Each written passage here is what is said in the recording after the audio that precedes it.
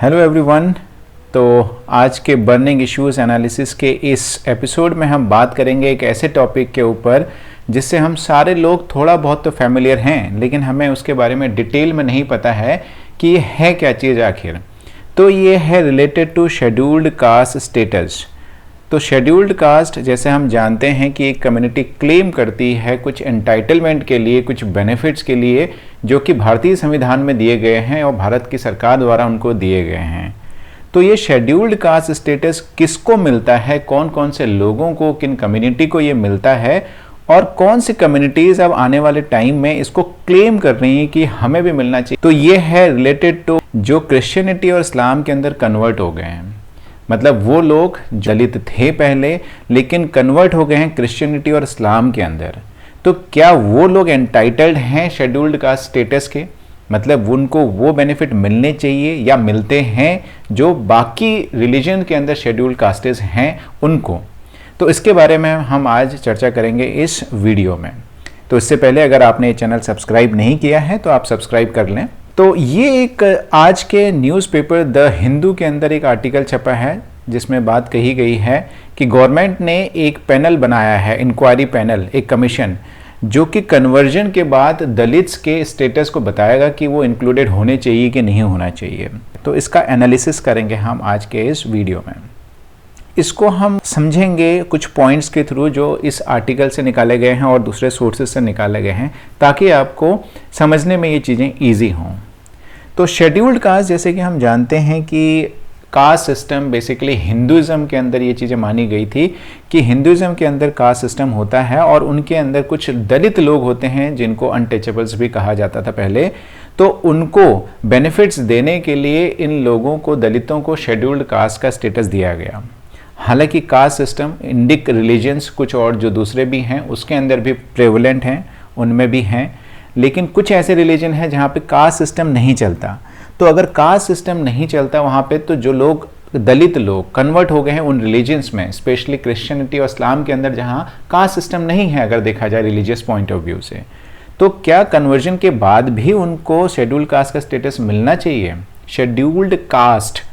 तो इसके बारे में अभी गवर्नमेंट ने एक पैनल बनाया है। तो 3 मेंबर का एक कमीशन बनाया है जिसको हेड करेंगे former chief justice of India K G. Balakrishnan. तो ये इसके चेयरमैन होंगे। 2 साल के अंदर इसको अपनी रिपोर्ट सबमिट करनी है। पैनल में इस इंक्वायरी कमीशन के अंदर 2 लोग और हैं बालाकृष्णन जी के साथ में।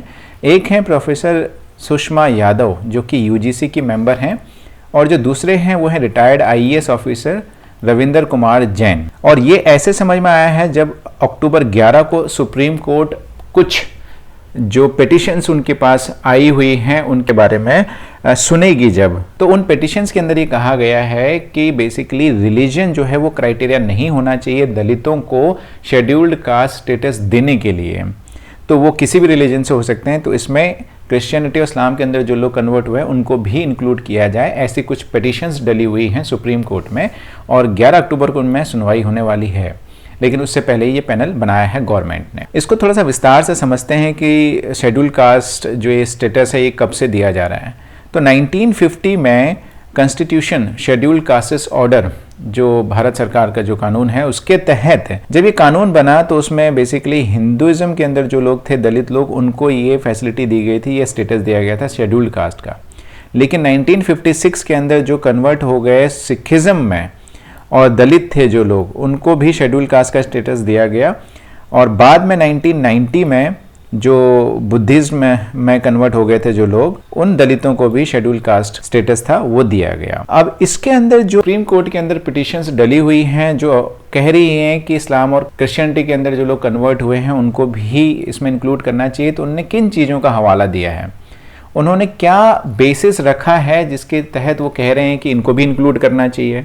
तो उन्होंने कहा है कि बहुत सारे ऐसे पुराने कमीशंस और पैनल्स की रिपोर्ट हैं जिसमें ये कहा गया है कि जो दलित कन्वर्जन के बाद भी उनकी स्टेटस, सोशो और इकोनॉमिक स्टेटस दोनों ही चेंज नहीं हुए। मतलब उनके साथ जो डिस्क्रिमिनेशन पहले होता आ रहा था दूसरे रिलीजन में कन्वर्ट होने के बाद भी वो चलता रहा। तो इसलिए उनके सोशल अपलिफ्टमेंट के लिए, उनके बेनिफिट के लिए रिलीजन क्राइटेरिया हटाकर हमें उन सारे ही रिलीजन के अंदर जो लोग कन्वर्ट हुए हैं उन दलितों को शेड्यूल कास्ट का स्टेटस देना चाहिए। जैसे कि फर्स्ट बैकवर्ड क्लासेस कमीशन जिनको हेड किया था, उस कमीशन को काका कालेलकर ने 1955 में उसका हवाला दिया है। Committee on untouchability economic and educational development of the schedule castes 1969 के अंदर उस कमीशन का और उस रिपोर्ट का इन्होंने हवाला दिया है। HPP report on SCs and STs and minorities 1983 ये एक रिपोर्ट उन्होंने बताई है, और रंगनाथन मिश्रा कमीशन रिपोर्ट। तो ये सारी रिपोर्ट के हिसाब से और भी कुछ डॉक्यूमेंट उन्होंने वहां पे डाले हैं सुप्रीम कोर्ट में। अब इसमें एक इंपॉर्टेंट चीज ये है कि जो कालेलकर कमीशन रिपोर्ट थी और 1983 की HPP रिपोर्ट थी, इन रिपोर्ट का बेसिस पे ही वो दलित जो सिखिज्म और बुद्धिज्म के अंदर कन्वर्ट हुए थे उनको इंक्लूड किया गया था शेड्यूल्ड कास्ट के अंदर 1956 और 1990 के अंदर। सिर्फ 2 लोग रह गए, यानी जो क्रिश्चियनिटी और इस्लाम के अंदर मेजरली जो कन्वर्ट हुए थे उनको छोड़कर।